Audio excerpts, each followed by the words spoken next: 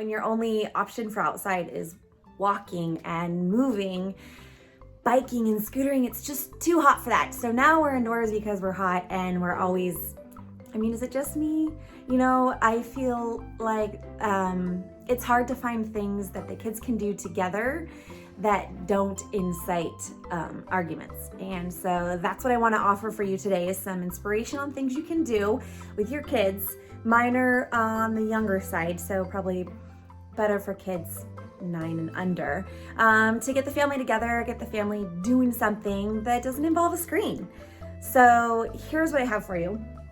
This idea is a combination of things that came home from school, and this is kind of how we tweaked it and made it our own. So our school sends home PE activities. This week it looked like this, but sometimes it's like a grid and there's like 9 things they can pick from.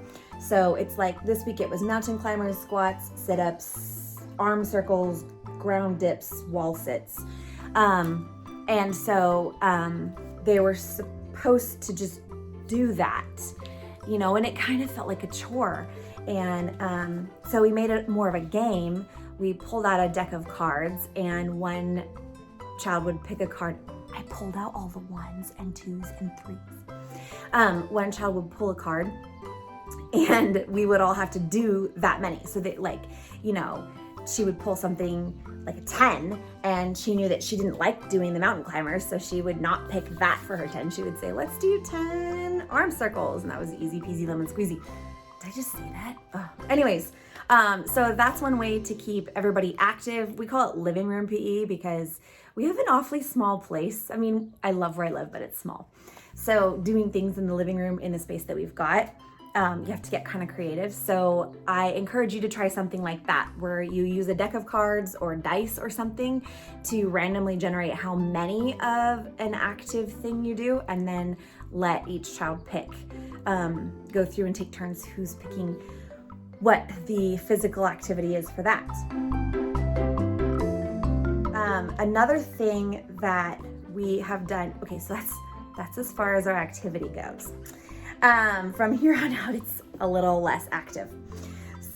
This game we got for Christmas from my sister, and it's called Scary Bingo. And I'll be honest, sorry, Lori, it like came home with all the Christmas presents and went in a closet, and we forgot about it until we were doing that quarantine thing and cleaning out our closets, and we were like, oh my gosh, we should play this game.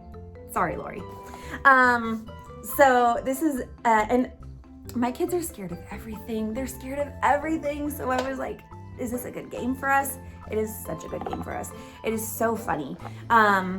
It's really well set up for younger kids so that it kind of minimizes fighting, because usually somebody wins, but then like everybody else is right about to win. So it's not like real bingo where like someone is clearly in the lead and gonna pummel everybody. And we have fun counting, so we make it learning, you know, teacher and me, I gotta do that. You know, we'll count, I only have 5 more, I only have 7 more. So because you have to play blackout. And so it takes a while. And my youngest can't read, but he shows us the picture and we can still play. So everybody gets to play. This one's really fun. I will link some of these things in the description so you can try to find them you can get them for your family if you want to. I did see this one on Amazon, and it wasn't one of those Amazon things they're not shipping. It is going out. Although I think this one was limited stock. Another thing that we've been doing has been Ravensburger puzzles. So this is Johnny's favorite. He's I forgot how old he is. He's the 5-year-old. You can tell it's got some kid sticky on it. Clearly we love this puzzle and do it all the time. It's always about my kitchen table, and they do it like at least once a week. We like the 100-piece puzzles because we are littler people, but they make them 200, 300-piece puzzles. They're always bright colors. They're really sturdy. And they're fun, engaging pictures. So the Ravensburger puzzles have been really cool. I think this one's on Amazon, but we actually got ours from Barnes & Noble, and they had store pickup. So we ordered it, and then it was there like the next day. So that was pretty cool. So yeah, that's one way to get the kids involved, because those 1,000-piece puzzles, we can't do that. And I honestly don't think I have the patience to do that either. This is just confession time. So another fun activity we've been doing is, like I said, I've been really looking for ways to get everybody involved and maintain an atmosphere of positivity and getting along. So this one is called Race to the Treasure, and it's a board game, and it is, this one's really fun. I actually get really excited about this one. I know, I'm a kid at heart, so what can I say? But this one got a toy award. It's green, it's a cooperative game for kids, but the packaging is earth friendly. I honestly didn't really look into that too much. I just saw that and was like, oh, that's good. We like that. But I mostly liked that it is a cooperative game for kids. And so I don't want to say there are no losers, because you can lose. So this one's really fun. Look it up. I will link to this one. This one you can get, I don't remember where we got this one, but I did see it on Amazon, so I'll put that.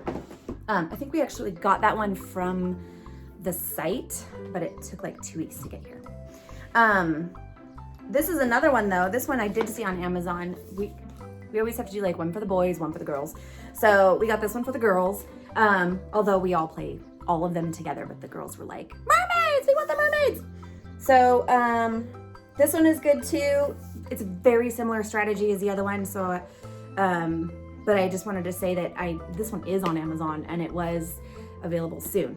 So if you have Prime, you can get it in like 2 days. So that's another alternative. Pretty great. So those are games that we've been playing.